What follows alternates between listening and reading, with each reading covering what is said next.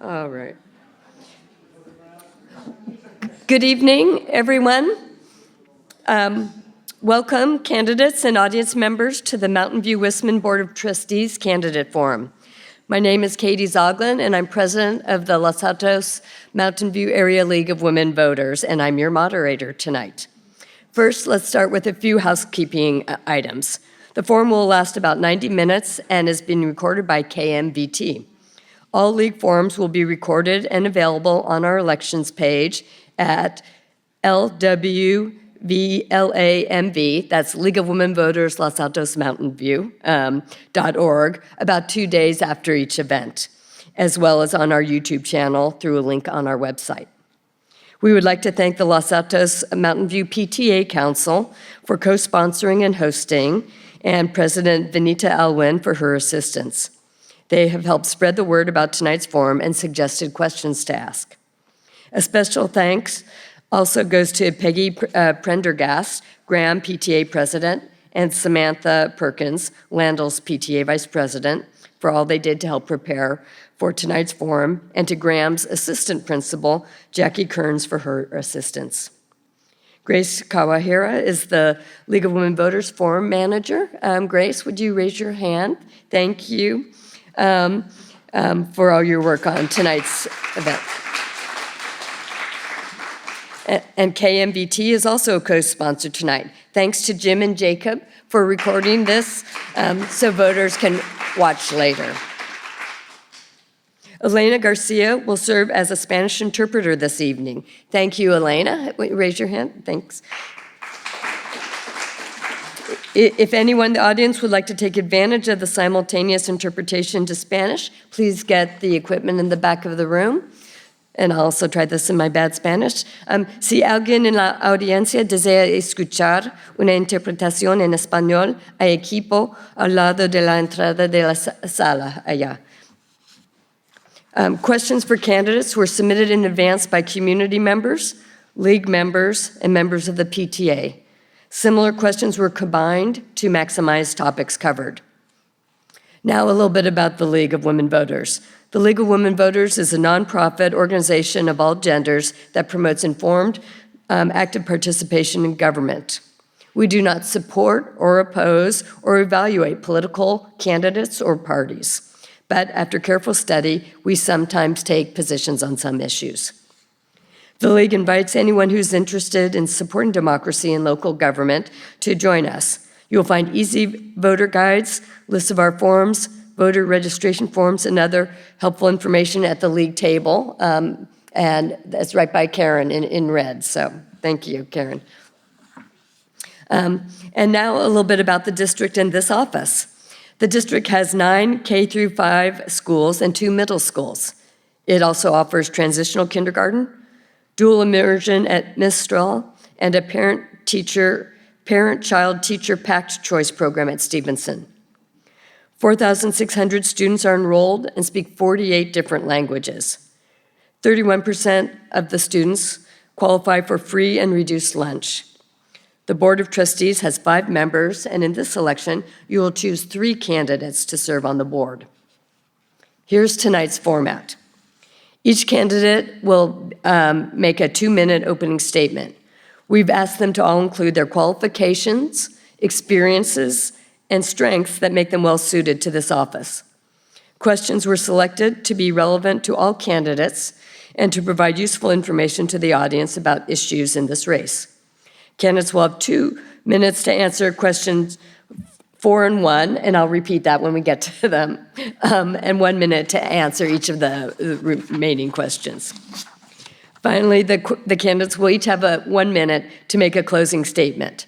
Our timer, Ms. Stella Cam in front row, will signal to each candidate when 15 seconds remain and when time has expired. They will be allowed to finish the sentence they're in the middle of when the time expires, but not to continue after that.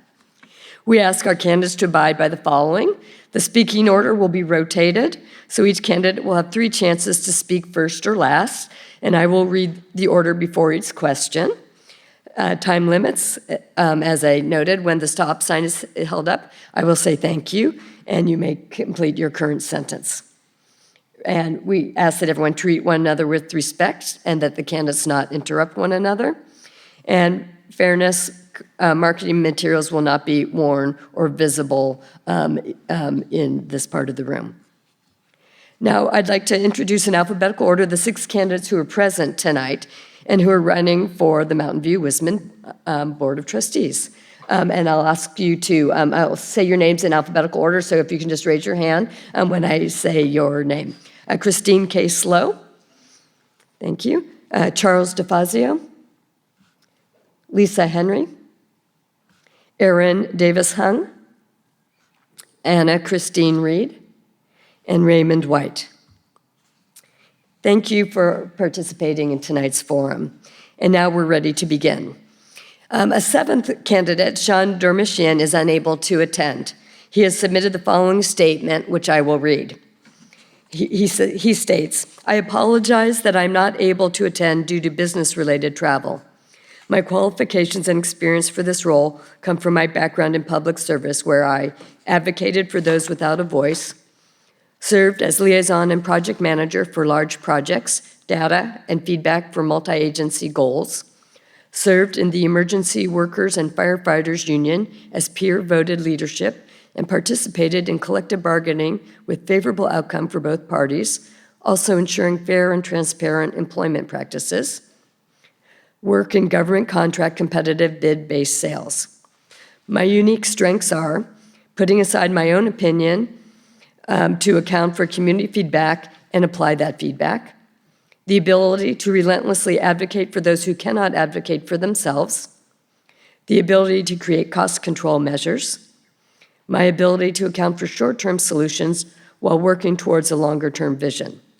I believe my strengths are unique within this group and will be able to get the district back on the right track. Thank you." All right, now we will return to the candidates who are present, and this is the time for opening statements. You get 2 minutes on this. Please include the strengths, qualities, and experiences that make you the best choice for voters. And the order for this first question, and by the way, the candidates prefer that we use their first name, so I'll be using their first names. First Christine, then Charles, then Lisa, then Erin, then Anna, and then Raymond. So please include the strengths, qualities, and experiences that make you the best choice for voters. Christine? Hello, my name is Christine K. Slow. I've lived in Mountain View for 18 years, and I've had students in the Mountain View Whisman School District for 16 years, and I still have one in 7th grade at Crittenden. And I've become in my time here an advocate for special education issues. And in that journey, I've also learned a lot about English language learners, kids with mental health concerns, kids with unstable housing, and lots of kids that I like to call kids with learning challenges. And as part of that journey, I was a founder, and I'm the current head of the Learning Challenges Committee of the Los Altos-Mountain View PTA Council. I've also been the Vice President of Advocacy for the PTA Council. And for the last 10 years, I have been the chair of SELPA 1 CAC, which is a special education community advisory committee for Los Altos, Mountain View, and Palo Alto.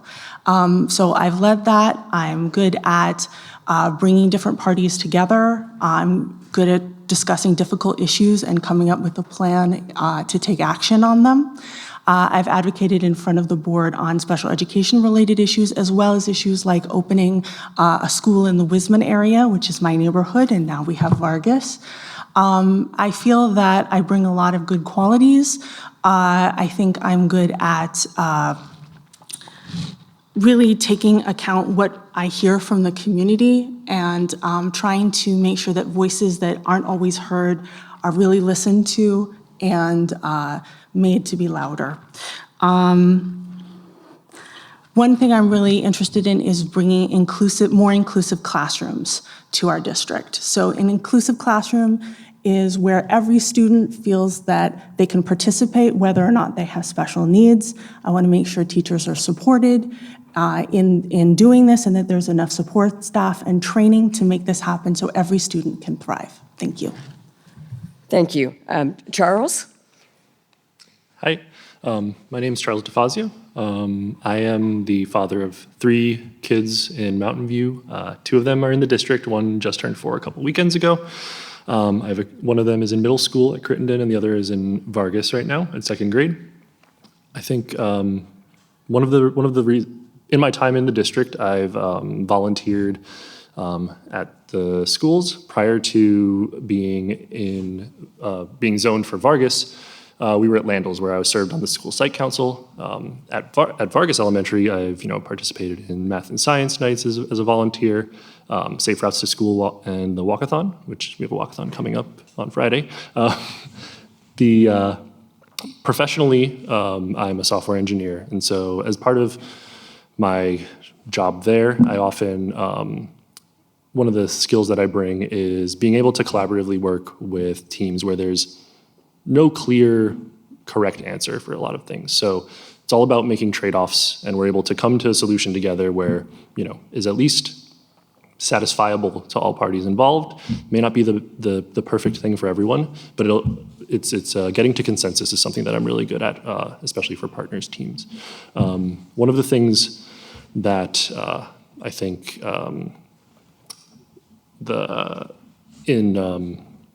in professional, I've led and managed teams of effective engineering teams where we are doing project planning, roadmaps, data-driven analysis for decision-making, and one of the core things we've also done is incident management, which I have a lot of experience with, where we have an outage of a service and we have to basically understand the root causes for problems, come up with mitigation solutions, actions to prevent recurrences in the future. And part of that, I think, will help us make an effective, stable board for the district. Thank you.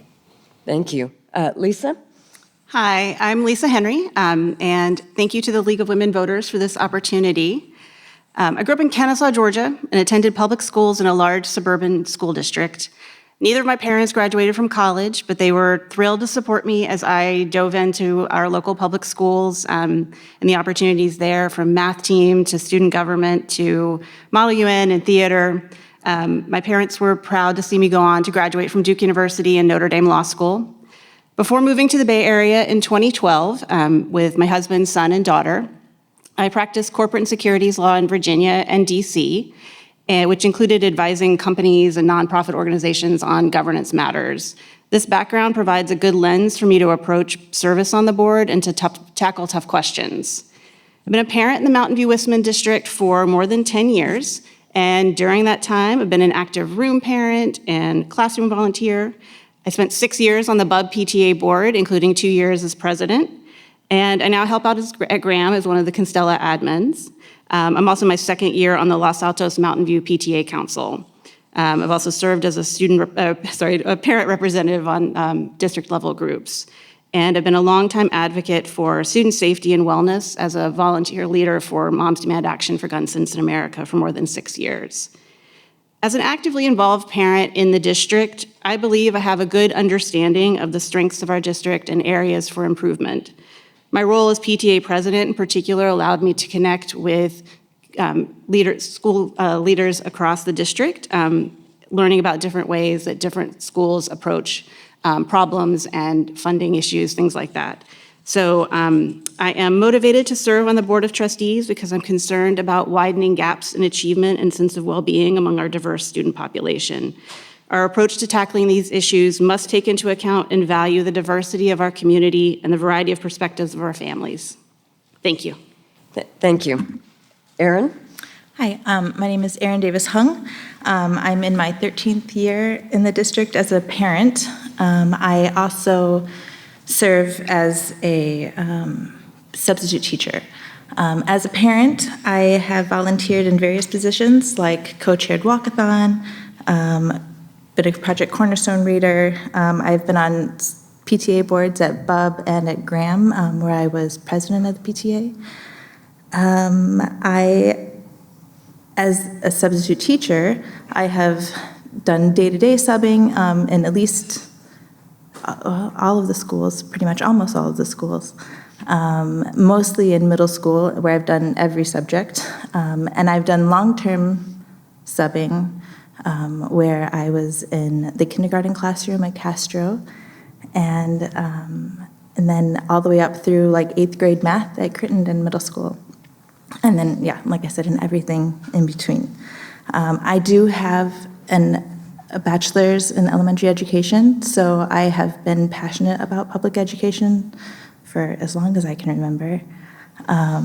I can combine my knowledge of our district, as I've seen firsthand in classrooms how it's changed over the last 8 years, 13 years actually.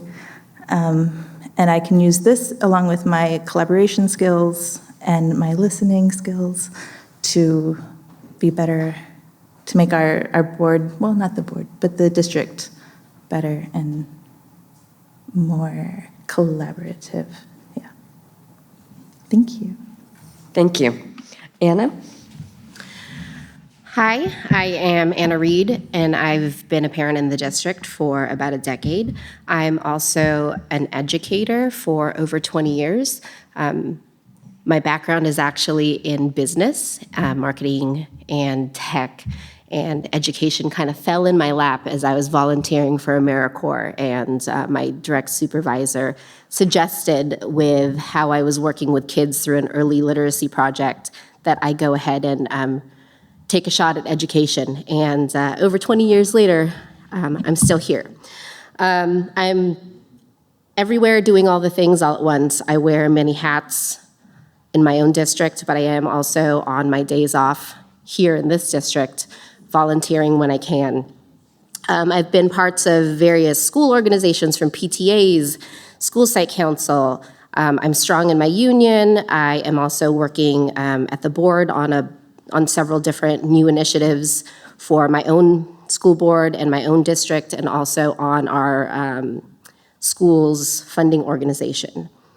Being an activities director, I created a necessity for knowing, understanding, and closely abiding by Ed Code. And FCMAT is very known to that profession. Activities directors have to abide by all of that and know all of that, so lots of extra training in regards to those topics. I'm an advocate for students. That's why I'm here. The site staff, and really knowing about educational programs. As an educational innovator, I'm accustomed to anticipating future needs and developing and piloting initiatives before they become a necessity. I regularly assess programs for efficiency and create solutions and implementation plans for things to run more smoothly and effectively. And I'm able to do that school site-wise and then take it to the district. Thank you. Raymond? Hello, my name's Raymond White. I grew up in Palo Alto and moved to Mountain View in 2010. I have a couple of degrees from the junior university up the peninsula in biological sciences, which gives me a certain point of view on biology and science. I have developed an interest in how the curriculum has been changed outside of the direction of the director of curriculum, interestingly enough. And I started asking questions and finding out that there was a director of equity who proposed monthly topics to all of the teachers without following up as to what they did with those ideas. I've developed a fair rapport, well, not rapport, but mutual respect with upper management, Dr. Rudolph, Megan Pullman, and Tara Vicjord. So I have some connections there. My girls grew up, though, so they didn't go to school here. They're 34 and 41. Our grandson is 3 years old, though, so there might be a child in the school system. I'm very enthusiastic about the possibility of two things: finances being looked at and made more sensible, and phonics being introduced or reintroduced to the school system. Mississippi raised its state standing from 49th to 21st among the states in about 12 years. Thank you. Now we'll turn to the first question, and these are 1-minute answers for everyone. The first question is, how have you prepared to be an effective trustee from day one? And the order of answering will be Charles, Aaron, Christine, Anna, Raymond, and Lisa. So the question again is, how have you prepared to be an effective trustee from day one? And Charles. Thank you.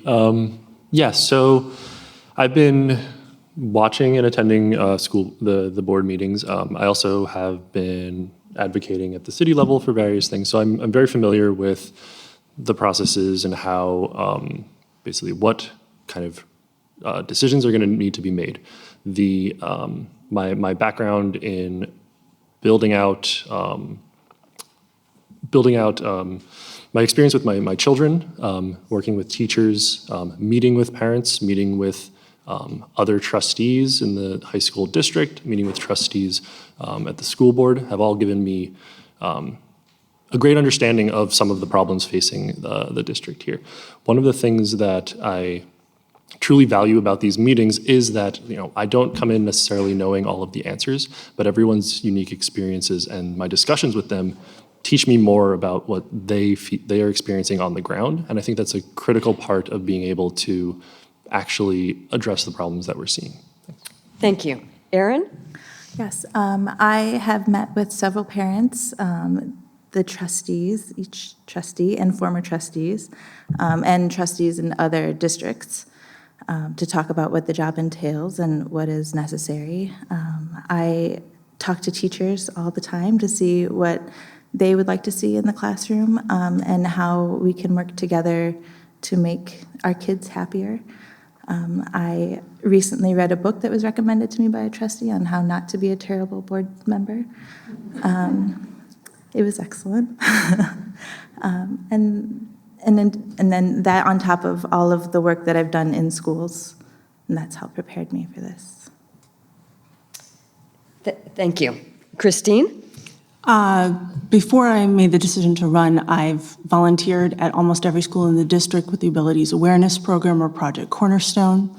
I feel I know all the schools pretty well. When I made the decision to run, then I met with all the current board members, including Chris Chang, and who's no longer a board member. I've spoken to other former board members. I also read the How Not to Be a Terrible School Board Member book, as well as a book called The Governance Code, which details about how to be a board member, how not to interfere with the administration, but supervise the administration. And really, I've been listening. I've had lots of meet and greets, lots of listening sessions. I want to continue to have those if I'm so fortunate as to be elected. I would like to make sure I have office hours so I can continue to hear from the community and make sure that the community's voice is heard on the board. Thank you. Anna? I've been attending board meetings for way longer than it. I think a lot of the things that, talking to trustees and various boards, all of that was done prior to. So the big change was really coming to the Mountain View ones regularly. And they have been very long as of late, starting from August. And I think just the biggest part is trying to understand where people are coming from and hearing people's stories and understanding what their needs are. Talking to the kids. They have a lot to say. They know what they want. They know what feels right, what doesn't feel right. Talking to the staff members, I think getting a feel of the campuses, that's really important too. Thank you. Raymond? Hello. My preparation has not been as intense at the level of the schools because, COVID. I was told a year ago that no one was allowed to visit classrooms. That turned out not quite to be true, but close. I'm interested in having people attend school more as volunteers and so on. What prepares me is I've known a couple of the board members for a while. I've attended a few meetings and followed agendas from time to time. That's about the depth of it. Thank you. Thank you. Lisa? Hi. So I think part of my preparation, like some of the others, goes back just to long-term involvement in the district. I first really started paying attention to the board meetings back when the boundaries were being changed. And then also around that same time, there were some potential budget cuts in the district, including a proposal at one point to actually eliminate the library technician position, which I helped argue against. So since that time, I've really been, on a regular basis, reading the agendas, paying attention, watching the YouTube video afterwards, sometimes going to the actual meeting. I remember when they were held here during some district office construction. But then as I got to the point of deciding to run, like others, I met with all of the current trustees, previous trustees, city council members, not all the city council members, but many of them, trustees in other districts, just trying to learn as much as I could about the job and what it entails, and also just learning as much about the current situation in education as I could. Thank you. The next question is another 1-minute question, or 1 minute for your answer. The district has been in the news lately concerning areas of budget and contracts. What are your thoughts about the board's responsibility in this area? And the order of answering will be first Aaron, then Raymond, then Charles, then Christine, Lisa, and Anna. So again, the question is, the district has been in the news lately concerning areas of budget and contracts. What are your thoughts about the board's responsibility in this area? Aaron? Sorry. Okay. So I know the budgets and contracts that have been in the spotlight recently. I don't necessarily agree with the amount spent, but I do think that they are worthwhile things that we should do. I mean, I believe in mental health for our leaders. However, I think that our basic needs and the classrooms should be met first before we do all of that. And I think that the board at this point should look a little bit tighter into all of the expenses lately, and I like that we are reviewing the budgeting process. Thank you. Thank you. Raymond? As my understanding is that as the budget has grown from something like $40 million a year to $120 million a year, that the financial arrangements have stayed pretty much the same, following the same pattern without the introduction of any more controls or more competitive bidding or things like that that might come up when you have a lot more money. Also, it's a lot more work because there's a lot more money. A committee was formed to bring in other people, more parents, stakeholders, to look at the budget and provide input. And now at this point, the state or the county is going to audit the budget. So we're going to have some input that should be helpful to incoming board members. Thank you. Charles? Yes, so, the board is responsible for setting the vision for the district and kind of deciding what our priorities are, and that ends up reflected in the budget. It ends up being reflected in what we're spending our money on. The board does have an oversight role to make sure that we're spending it effectively, that we're getting the results that we want from it. So having metrics for any contracts that we're doing or programs that we're choosing, we should make sure we're getting our money's worth. That does mean, looking at the data, seeing where in the budget the money is going, and then, asking tough questions like, did we have competitive bidding for this project? And if we don't, finding ways to set up processes so that, we don't necessarily need to be micromanaging everything, but we are setting up the guardrails and the guidelines that we can use to make sure that, we're getting the appropriate things. Like individual programs, I have, I think some of them are good, some of them I don't necessarily think maybe we need, but I think the better thing to do is make sure that we're evaluating these things and we know what success looks like for them. Thank you. Thank you. Christine? Yes, I've been attending, I even bring a cushion to sit in the back row of all of the board meetings this year so far. And from the very first one, I've been asking at each public comment, we need things like wellness, we need coaching, we might even need public relations, but how was the decision made to choose the vendor that was chosen? And ultimately, at the time, there wasn't really a comprehensive process. It's a little narrow area of spending called administrative services, that there were no formal processes. There's a lot of different buckets of money and how a school district spends money, and there wasn't enough controls, probably because the budget has increased so much in the last decade. And so, kept talking about it, others talked about it. In the last board meeting, there was a process brought into play. A lawyer presented it. Seems like it's a good start. It needs some tweaking. They're going to be presenting it a second time at the board meeting tomorrow. I encourage you all to take a look at it. Thank you. Lisa? I think that approving spending is an important part of the board's key role of, one of the key roles being oversight, providing that citizen oversight over the operations of the district. And as Charles mentioned, setting the vision and strategy for the district. So I think for me, big picture is that all of the spending has to tie back to that strategic plan, to that vision. So always having a rationale for any spending about how does this relate to the overall goals of the district, where we're trying to move forward.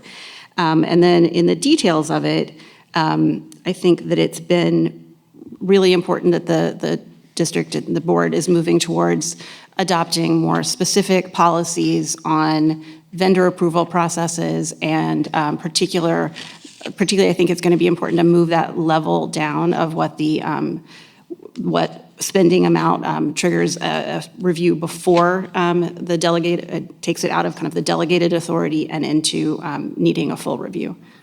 Thank you. Anna? I think the board's role is really about looking at that LCAP with the superintendent and creating a plan for the school year. And then decisions beyond that need to refer back to how is this helping us achieve our goals that we created during that plan. Things like just today, the superintendent's release talking about canceling the ILO, the Peter Gorman, Woodbury Associates, talking about the new vendor approval process and the Budget Advisory Committee. To me, if you're creating a plan together, those are things that you're thinking about before they come to the point where you're making international news. And when you have the opportunity to justify, hey, we're doing this because this is how it directly impacts and there's metrics, I think the community sees value and they can back that. Thank you. Our next question, once again, you have 1 minute to respond.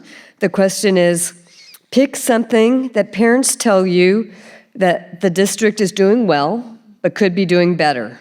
Many changes take years to achieve. Name one improvement that can be introduced and realized within a single year. And I'll repeat that in 1 second. I'll first tell you the order of answering. It will be Lisa, Aaron, Raymond, Charles, Anna, and Christine. So the question again is, pick something that parents tell you the district is doing well, but could be doing even better. Many changes take years to achieve. Name one improvement that can be introduced and realized within a single year. Lisa? So one thing that I definitely hear from parents that the district is doing well right now is the adoption of a new science of reading-based curriculum for language arts and the development of an early literacy program where reading intervention has had an immediate impact on our youngest students. But I also know that our youngest students are not the only ones that are struggling with reading, and that there's a need to expand reading intervention to reach even more students. I know that is something that needs support and funding and staffing, but I think it is something that with the structures in place that we have already moving forward with our youngest students, that we can find ways quickly to serve some of our older students too. Thank you. Erin? Yes, I had that early too. The early literacy program seems to be doing well at the schools that it's at, but I would like to see it expanded to all of the elementary schools first, and then, as Lisa said, up through the different grades, because our middle school students are also struggling. And that could be something that's done within the year. Thank you. Raymond? I think the governor beat us to that with taking cell phones out of the classes. That was introduced in like 5 minutes. Sounds very positive. Expanding what they want to call scientific reading practice, which is phonics, to much larger parts of the student body. They're starting out with the kids who really have trouble learning how to read, and they need to expand that to students who are not reading very well. I think that's an area that shows the most promise for something that could be done quickly with intensity. We may need to do some professional development. Thank you. Charles? Yes. Now, not to kind of feel like I'm repeating everything, but I think the early literacy and the science of reading is, I think, a great program, right? It lifts up kids early when it's a lot easier to kind of have those interventions have long-term effects. I also think spreading it out to other schools and making sure that it's available regardless of what site you're at, I think is a great thing we could do quickly, because I think it also makes everyone clear that it's a false dichotomy that helping underserved students and helping the folks that are struggling is going to be just focused on like certain areas and certain places. I think lifting up every student is a good way if we spread effective programs out to everyone, that everyone knows that the board and the district cares about every student at the school and wants to both lift up those that are struggling in different ways and challenge those who are excelling. Thank you. Thank you. Anna? Everybody's gone the early literacy route, so I'm going to pick mental health. I feel that right now it's a positive thing that the elementary schools are getting full-time counselors. I know that there's a lot of elementary, the community with children in elementary that think that that's great. But with with the partnership with CHAC no longer being a thing, we're losing staff at the middle schools for mental health support. And we're relying on academic guidance counselors to take on that role, which I don't think is a fair or appropriate fit. And that's something that we can definitely reach out to the community for interns if it's a budgetary issue. But I also know that the city has been helping to fund that, so maybe they would be willing to continue to help us fund more of that staff at our middle schools. Thank you. Christine? I'm going to expand on the early intervention or intensive intervention and talk about inclusion. So we have some very good programs at the middle schools where there are co-taught classes, where there is a general education and a special education teacher in the same classroom. And they can help any student that needs help, whether or not they have a diagnosis, whether they have a label on them. If a kid needs extra help, they're there to give that extra help. Co-teaching is amazingly powerful. It's a different kind of intervention than the early intervention program. I want to extend that, make sure it's in the elementary schools, make sure it covers more subjects.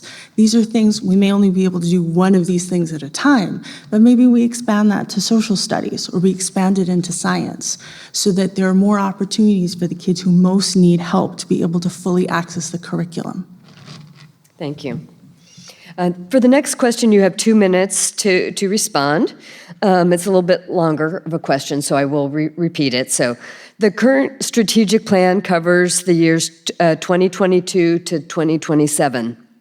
It includes detailed goals and action in 5 areas. 1, instruction. 2, student social and emotional health.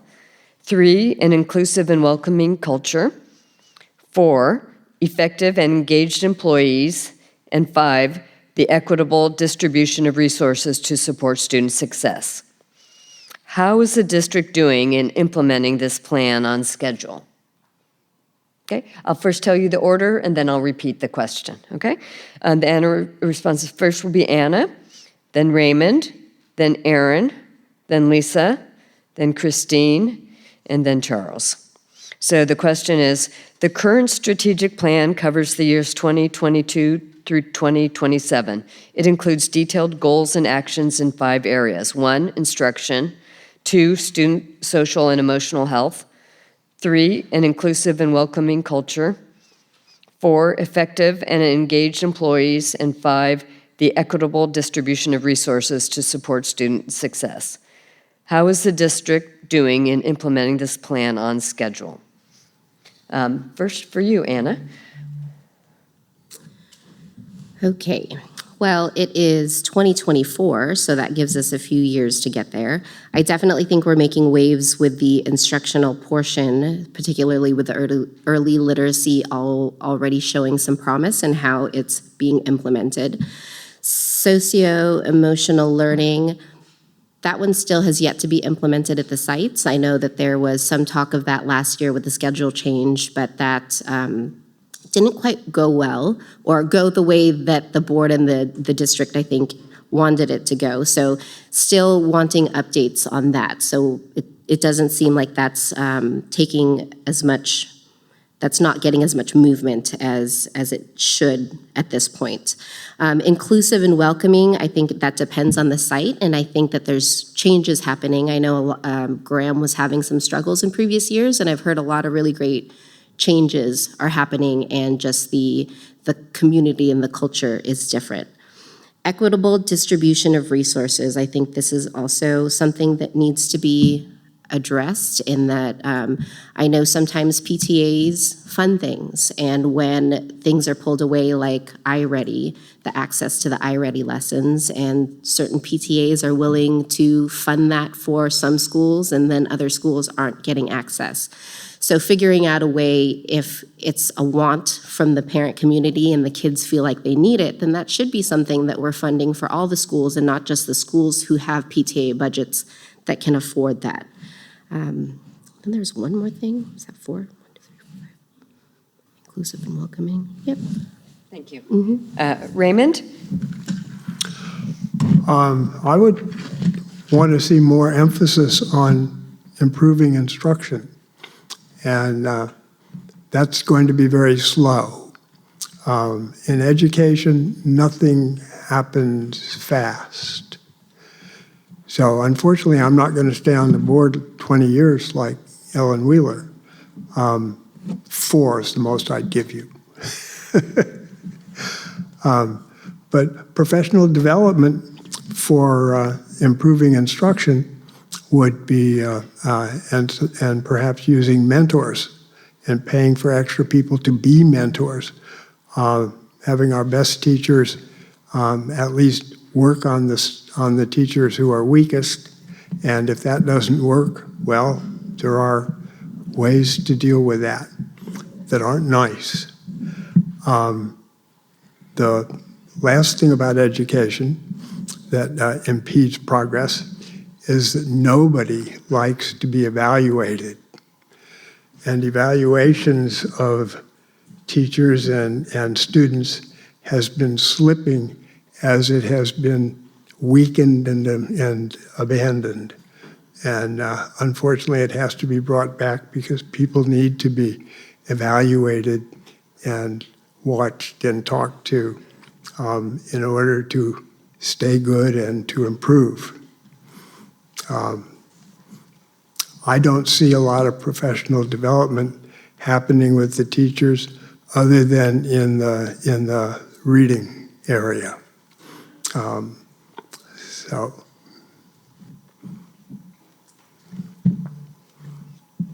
Next. Okay, thank you. Aaron? I do like the direction that the strategic plan is going. I would like to see more improvement with the engaged employees part of it. I'd like to see more support for our teachers. And they do a lot of,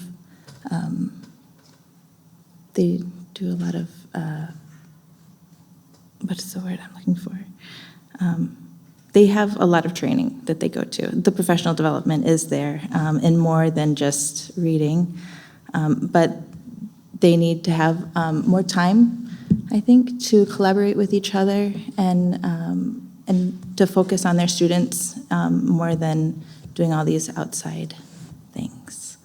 I believe it is becoming more inclusive and welcoming. I know I've had discussions with other students in the past about how they didn't feel welcome, but I hear that it's changing, so that's always good. Thank you.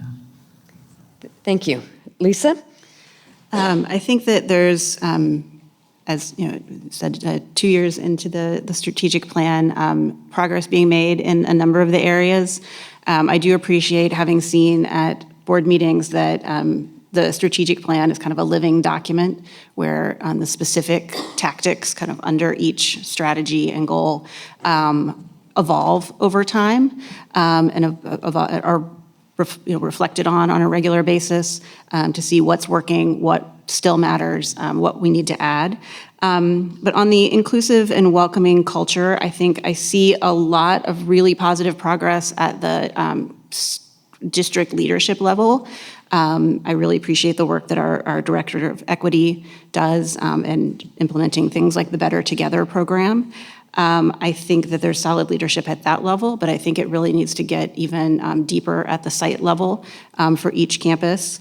On the equitable distribution of resources, I think there's been positive movement. I think, but I echo one of the things Ana said. We have, particularly at the elementary school level, 9 different PTAs that raise varying levels of funds and therefore are able to support varying levels of things like library books. So I would like to take a big picture kind of look at where is all the fund, the different pieces of what it takes to really run our schools and the things that really matter on each campus. On the instruction front, I'm really excited to see that we're moving forward with adopting a new math curriculum. We've already talked a bit about the new language arts curriculum. So that's obviously a project that's just getting started and will be an important one for this last part of the strategic plan. Thank you. Christine? Yeah, so I'll take them in order, and just to follow up what Lisa was talking about, we are moving forward with a new math curriculum. The state hasn't gotten around to it for 8 years, so we're going ahead before the state gets to it, which I think is a very important thing to do. Again, that early literacy intensive intervention program is looking amazing, and I'm looking forward to see how that's expanded. I think that and going to teacher engagement, which also impacts instruction, is I want to make sure teachers really feel like they're being heard, that they do have enough time to plan and to work together, that they do have a say in what they feel they most need for professional development. And so I hope that we can continue to do better in making sure teachers' voices are heard. But things like the development of the teacher housing project, which will be having its ribbon cutting ceremony soon, is incredibly exciting and I think very supportive of teachers. With inclusive culture, I am so proud of our district with Project Cornerstone and Better Together, and celebrating different cultures, celebrating all the things that make our community diverse and beautiful. I think that is a very positive part of school culture in Mountain View. And as far as distribution of resources, we are lucky to have some amazing SCIFs, which are school community engagement facilitators that work at many of the campuses. I've helped them considerably with various volunteer projects. They are wonderful and they really do help. But again, I will reiterate that some PTAs are able to raise additional funds more. So it's important that the district focus on those schools that maybe don't have as many resources. So we have the program like the Reinventing Castro project, which I think is showing already amazing results. And I hope to continue with things like that. Thank you. Thank you. Charles? Yeah, so I think folks have touched on a lot of great points here. I think, so for achievement, I think I always start from what are the metrics that we're measuring, what are the things that we're looking for. And I think, post-COVID, we've mostly leveled from where we were, but I think both in overall scores that we're doing and then the achievement gap, those are still stubbornly here. So I think I'm encouraged by the fact that we're going to be rolling out a new math curriculum that we need to do. I think for that, starting that process earlier, getting parents involved, having study sessions for what are the materials, how are we going to approach this, I think that's a really good way to make sure that it's successful and so that we do have success, right? Because we do need to make sure that we're doing that well. Social emotional learning, I think that is really, really important for all the students. They need, part of being at school is being at home, being able to feel like you belong and feel like you're part of this. This ties to inclusiveness as well. I really value that in our community. I think that, Better Together is really, really important and Project Cornerstone have been great for making kids feel like they have a safe place to learn and to be included. I think the other big one that I would say around equitable distribution of resources. So this is an area where part of our relationship with the city is really, really critical. The reason we have wide range of resources and outcomes between our elementary schools is because of the way that the city has planned for where housing's built and where dense housing is built, right? And so being able to effectively work with them and make sure that they're able to spread wealth and people around is really, really important. And then finally, for professional development, I think we need, we're doing well on engaged teachers. I'm glad we've finished the negotiations with unions. Thank you. Thank you. Now, the rest of the questions, you'll have 1 minute for every other question from now on. So the question is, how can the district most effectively partner with parents and support organizations to make sure all students feel physically and psychologically safe at school and want to be there? And the order will be Raymond, Anna, Lisa, Christine, Charles, and Aaron. And I'll repeat the question one more time. How can the district most effectively partner with parents and support organizations to make sure all students feel physically and psychologically safe at school and want to be there? Raymond? The district can invite parents to talk to them if there's any friction that comes up with their student that they hear about. We should have a robust anti-bullying program that takes care of most of the problems. That is a very difficult topic to wrestle with, but getting parental input is a part of that. The cyberbullying also needs to be followed up if that happens. I think that will deal with a lot of the issues that are being considered. That is a robust anti-bullying program. Thank you. Anna? I feel that prioritizing school community is part of it. When parents feel heard and feel that their input is being valued, that creates more buy-in for them, opportunities for them to volunteer, more opportunities and without hindrances for their coming onto campus. I think also a big thing is creating spaces where students want to be. If a student is not doing well academically, what's their reason for coming to school? If all of their electives are academic and they're already struggling with all their academics, what is bringing them here? Is it a group of friends? Is it a certain teacher, how can we create more opportunities to get them to come to school and to create that climate of you're cared about, we like it when you're here, and we want you to be successful. And I think that's going to be the shift that's necessary to lift everybody up. Thank you. Lisa? So students can't be ready to learn if they don't feel safe and secure. And that safety and security encompasses a number of things. It's the physical safety, it's their student wellness and mental health, it's digital safety, it's the way that discipline happens on campus. I think that we need to prioritize school climate initiatives that really focus on kind of the prevention and intervention side, which includes, that part of that includes the whole community, our CHACs, our ARIES staff, our school counselors, but also the parents. I really appreciate the Parent U program where parents are able to learn about different important topics and how that can help them improve their parenting and improve their communication with their children and bringing the parents into solving these issues.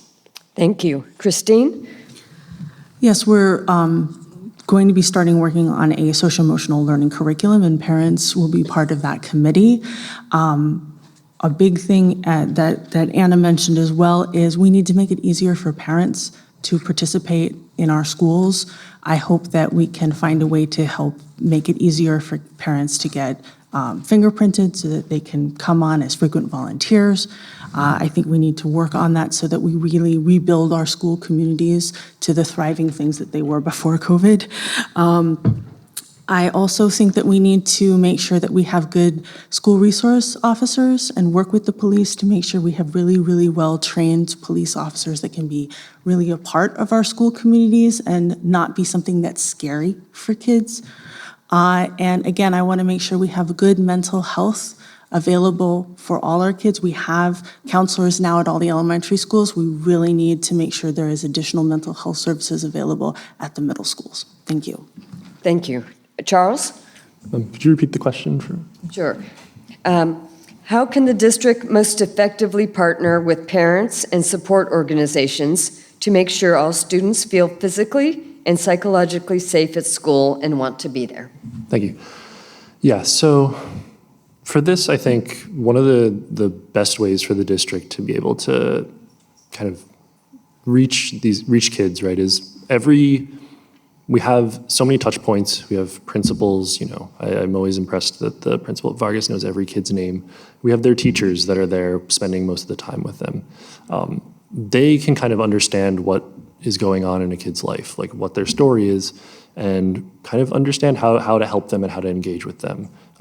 Pulling the parents in to be able to talk to them and understand where they might be having challenges, what's going on at home, anything like that. I think those are the ways that the kids become excited to come to school because they feel like someone knows them, they feel like someone's connected to them, and they feel like someone cares about them every day, right? And I think that's the parents, teachers, and the staff that we have are really one of our greatest resources in being able to reach kids and being able to do this. Thank you. Thank you. Erin? Yes, so I have 3 things written here: collaboration, communication, and community. We need to rebuild all of those. They are still here. Working with parents and creating that community again is pretty key into making our children feel safe. And then in addition to that, I like that some of the professional development is with teachers examining their own biases so that they can see how marginalized students and populations are being not so psychologically welcomed in the class. So, and they're working on theirs so that they can help the rest of the school. And that's back to the SEL thing. Thank you. Thank you. Oh, sorry. Did you want to add something? I'm sorry. That's it. Okay. Thank you. Thanks. All right, the next question, once again, you have 1 minute to respond. The question is, extreme weather leads to excessive heat and unhealthy air, both inside and outside the classroom. Are there any quick fixes? And first, the question will go to Christine, then Charles, then Lisa, then Aaron, then Anna, and Raymond.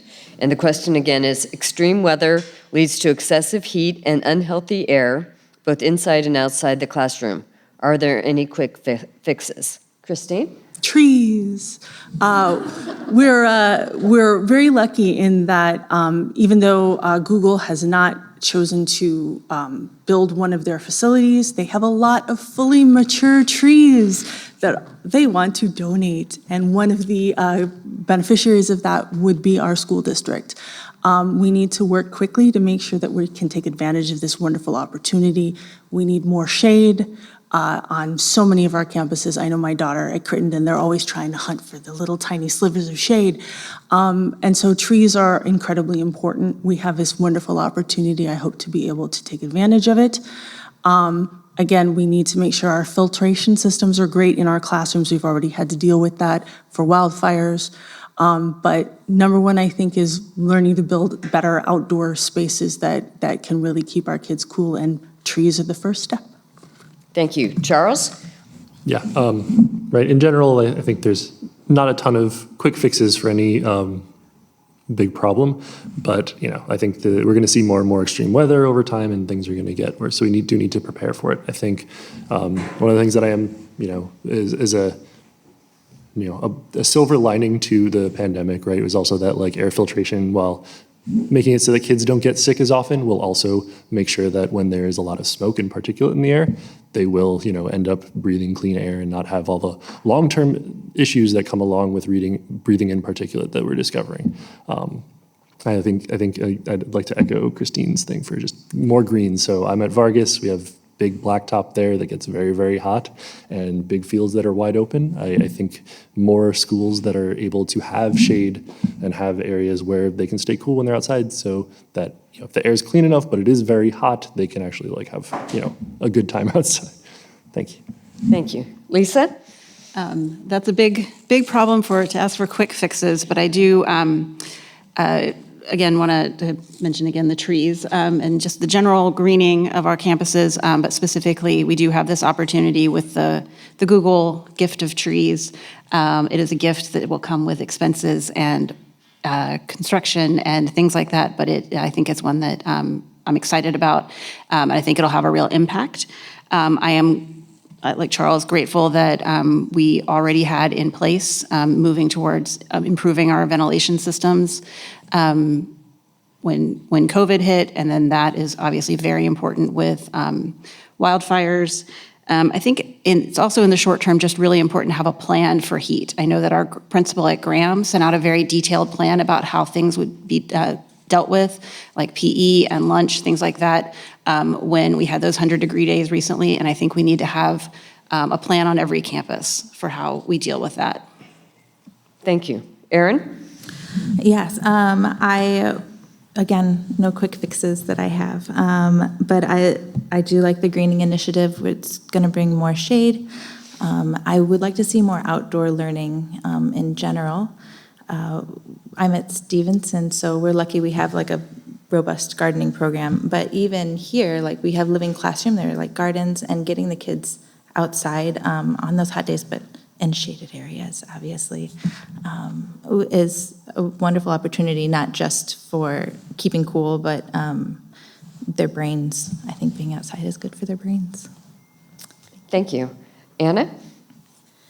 Quick fixes, offering adjunct duty to teachers to open their classrooms, making sure that the vents are changed more regularly, having a maintenance schedule for the cleaning of not just the vents, but the ducts, and a clear maintenance schedule and replacement for the HVAC systems. I think that those are all necessary to have a plan for, so it's not, it's broken, now we have to figure out how to fund that. And then the Google trees are going to be great once we figure out in the how we green our campuses. There's an extensive plan for that, but figuring out where those are going to go and how we're going to get them here and planted. But in the interim, I really feel that offering more indoor spaces until we can get those outdoor spaces set is going to be the biggest quick fix. Thank you. Raymond? More grass, more trees, windows that open, and do we need more air conditioning? Otherwise, suck it up. I ran my first time 220 in Palo Alto when it was 106 degrees. But the air probably wasn't as bad. Thank you. Next question, once again, a 1-minute answer. What can the board do to help improve the district's working relationship with the city of Mountain View? And this goes first to Charles, then Aaron, Christine, Anna, Raymond, and then Lisa.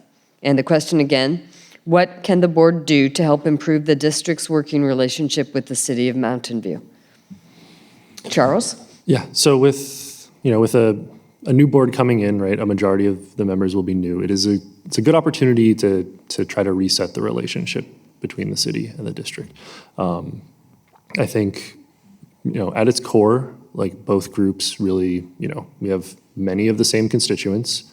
Everyone cares about kids in schools. Like, it shouldn't be like intractable for us to come to an agreement and kind of work together. I think the core approach here is when we're turning over, kind of opening a new chapter in this is, try to talk together about what our shared values are with the city, what things are important to us, and then starting from there, we can work backwards for what's an equitable arrangement for us in working together. But I do think, it is a great opportunity with a lot of new people to be able to do a reset on that. Like, I think, the city is very willing to work with the school and thank you. Thank you. Aaron? Yes, similar to what Charles was saying, we have seats open at the council level and seats open in the district. So make sure you vote for the people that you think will work well together. We have had some miscommunications in the past, I think especially with the Shoreline District. But I think those are being cleared up, and we'll talk about that a little more. But I think we're working on repairing it. And again, it comes back down to my 3 things of community, collaboration, and communication. Thank you. Christine?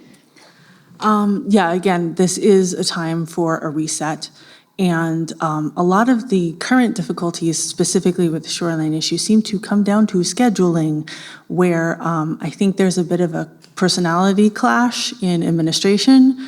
And if it takes board members and city council members to agree to sit down and make it a priority, I think there is demand there, but we need to just keep poking our administration to say, I don't care if there's a scheduling issue, I'm going to bug you on Monday, I'm going to bug you on Friday, every week until we find a time where we can actually all meet and talk. Because I think when we do get into the same room and we talk, we are all part of the same community.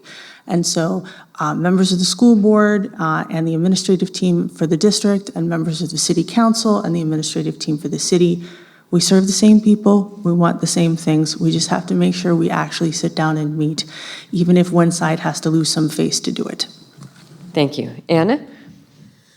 I feel that coming from a place of mutual respect is really important. If both parties are being heard and feeling respected, that the collaboration is just going to come naturally.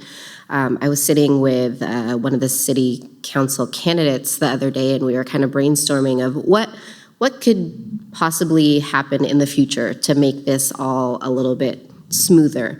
And ideas that were coming up were, each organization has a retreat to kind of start their planning process. What if part of that was together?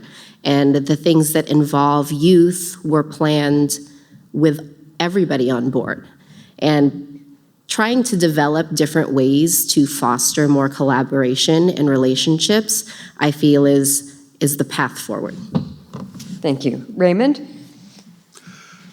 The time has to be found to meet, and I agree completely with Christine that we just have to find someone in our side that will talk to the police, to the city council in a respectful way, and meet their schedule of meeting. I think we need to develop some plan for why we deserve their money, since they make the decision. And I think the number of students who come to us from across Bayshore would be a critical factor. But I don't know that the houses are going to be built very soon to generate those children. Thank you. Lisa? I think that it's an opportunity now, as Aaron said, as you're choosing your candidates, both for city council and for school board, of which candidates you think have a collaborative approach to problem solving, and have, and in any case, there'll be a lot of new faces involved. But I think overall, that I think our city council and our school board have a lot of shared interests. We have to acknowledge where our shared interests are, our shared values, the projects where we care about, and also acknowledge respectfully where our interests may differ, and be able to have a good, solid conversation about where priorities may conflict. I think communication is key, to have it along the way with all of the different projects that the district is doing, the city is doing, and to have it on a regular basis so that city council and members and school board members know what's going on with each body. Thank you. This is the last question, and then, of course, you'll have closing statements. But the last question, once again, is you have 1 minute to respond. Ask and answer the question you wish we had asked you. And the order will be Aaron, Raymond, Charles, Christine, Lisa, and then Anna. So once again, ask and answer the question you wish we had asked, but have not asked. Okay. Well, this was sorry. Somebody brought this up before that hasn't been asked in a forum yet, and that's, what do you love about our district?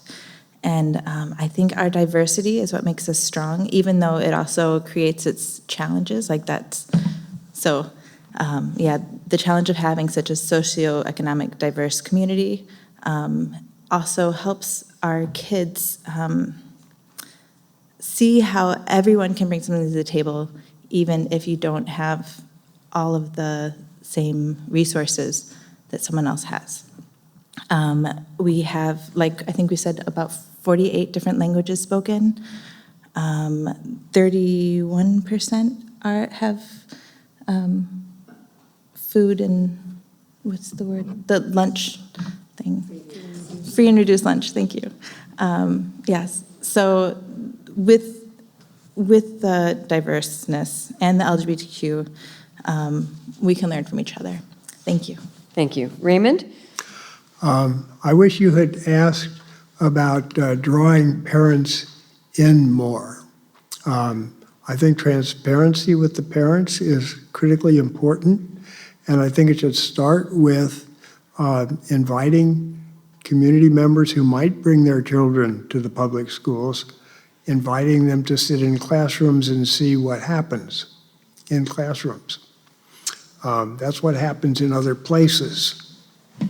Sometimes the public schools win, sometimes they don't. Maybe they'd improve. Also, that's the key thing. We have impediments in the way that have come along from Sacramento and by the district joining in order to volunteer in the classroom on a regular basis. You have to send your fingerprints in to be tested to see if you're a sexual predator, and you have to pay a fee for that. And go through 4 hours of training as a mandatory reporter. Thank you. Charles? Yeah, I think the question that I would like to have been asked was, how can we model our behavior for the kids in the district? And I think one of the key things that I think is very important for leaders in a community to do is to express humility, to show that we're not perfect, we're going to make mistakes, and when we make mistakes, we are accountable for those mistakes, we talk to people, we listen to people who we may have, hurt in those cases, and we try to come up with concrete actions to make things better. And I think that's, as a board, we're gonna make decisions that people don't agree with, and we're gonna make mistakes, and we're gonna have to be accountable to people and show that it's okay. Like, it's all right, but we do need to move forward, and we need to actually have a positive, constructive approach to the future. Thank you.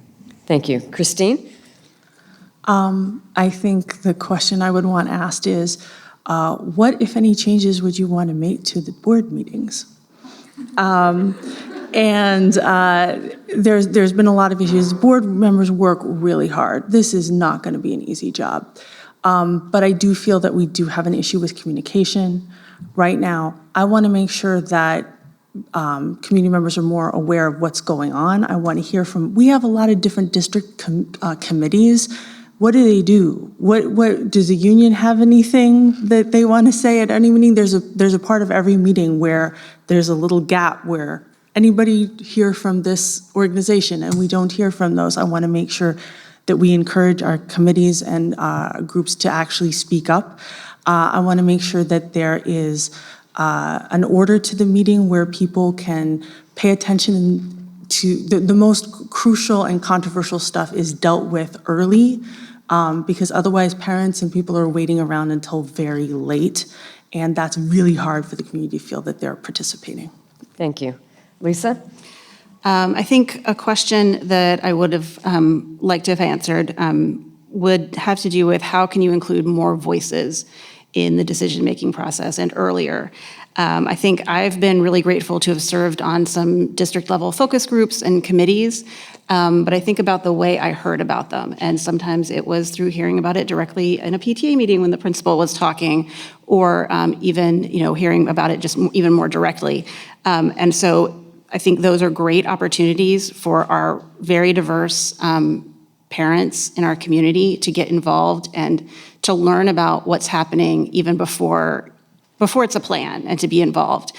So I'd like to do actual affirmative, even more affirmative recruitment for those focus groups and committees, and opportunities for parents to get involved, doing the recruitment in multiple languages, making sure that we have, continuing to have our interpretation available at meetings, things like that, so that people can be involved in those smaller groups too. Thank you. Anna? I think a question that I think I would have liked to have answered, so I'm going to answer it now, is how do you increase parent engagement and communication and transparency? I think part of that is going to need to come with making things available outside of work hours. Sometimes with, you have a principal's coffee at 8:30. Those of us who are working can't make that. Board meetings, sometimes those run really long, and it's really hard to hear everybody and stay up late, and you're trying to make dinner. Did I miss something? Do I have to rewind it? Creating more opportunities like board advances and study sessions, so more thoughtful discussions can be had about topics that require it before they go to board vote, and then everybody wants to have a say, but there's no discussion time for it. Thank you. And now's the time for closing statements. You have up to 1 minute for this, and the order will be Anna, Charles, Christine, Aaron, Raymond, and Lisa. Anna, would you like to begin? Sure. I am not a career politician.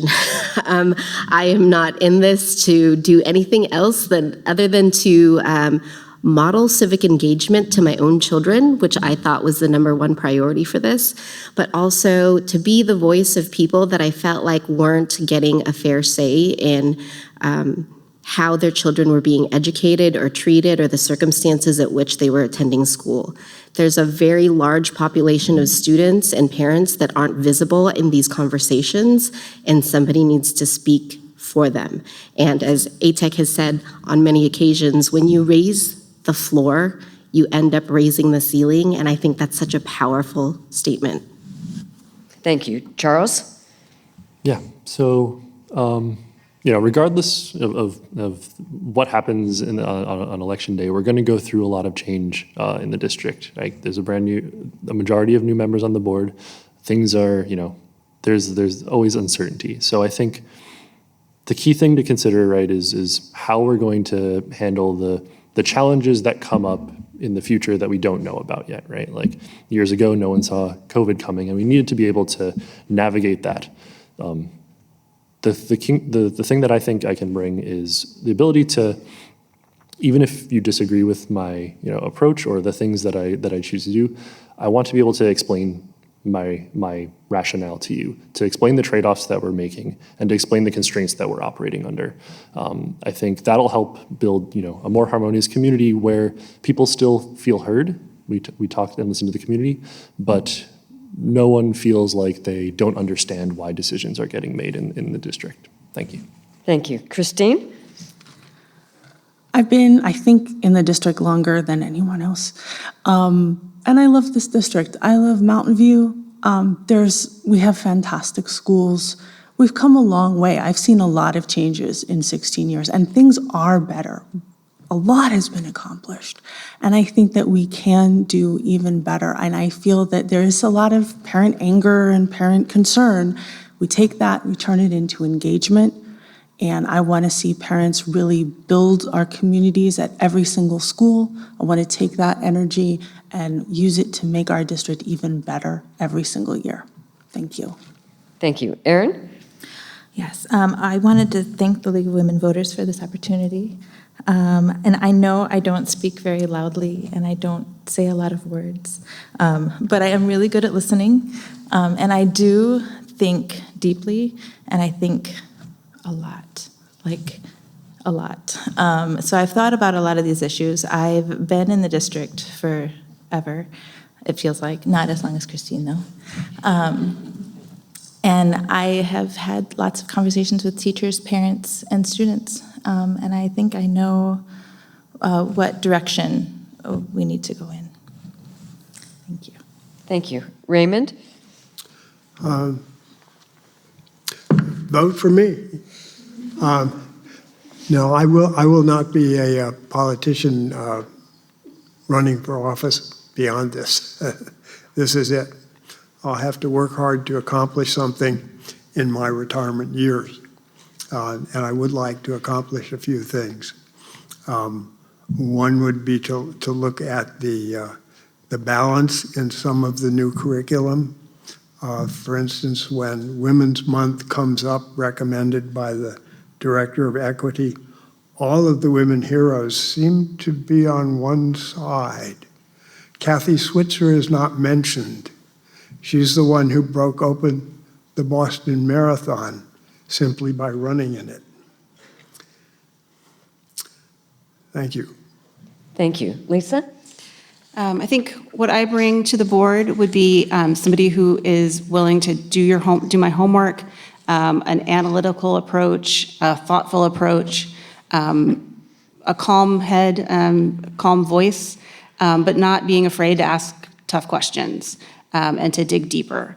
I think I also want to be a board member who represents the whole community, who cares about every kid in the district and making sure that they all have access to a high-quality public education and individualized needs. I really care a lot about making sure we have enough resources and support for all of the programs that we want to move forward. And so I'll close with, I want to thank the League of Women Voters and appreciate everybody who's watching later and in person, and hope that I've earned your vote. Thank you. That concludes our forum. I'd like to thank the candidates for participating.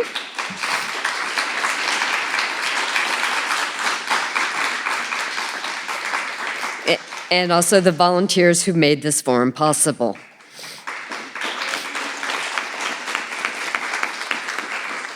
The League of Women Voters believes that a democratic government depends upon the informed and active participation of its citizens and community members. We hope that the insights you have gained from this forum will help in planning your vote. To look at a personalized ballot with information about your candidates and ballot initiatives, please visit vote411.org. You will see profiles of the candidates and answers to the questions posed by the League.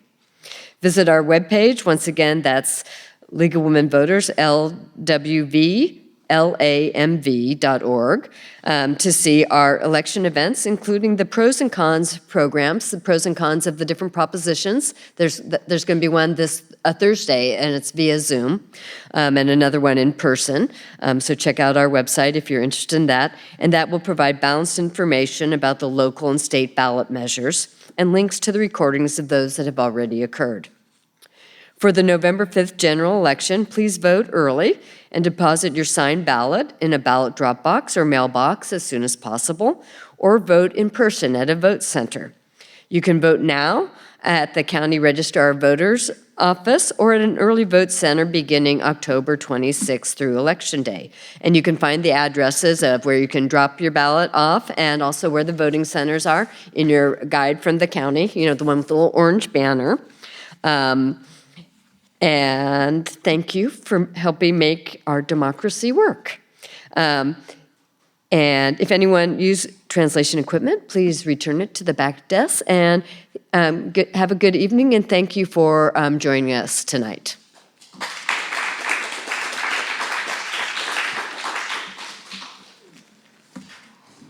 Thank you all. That was. It's a long one, yeah. We've had a couple.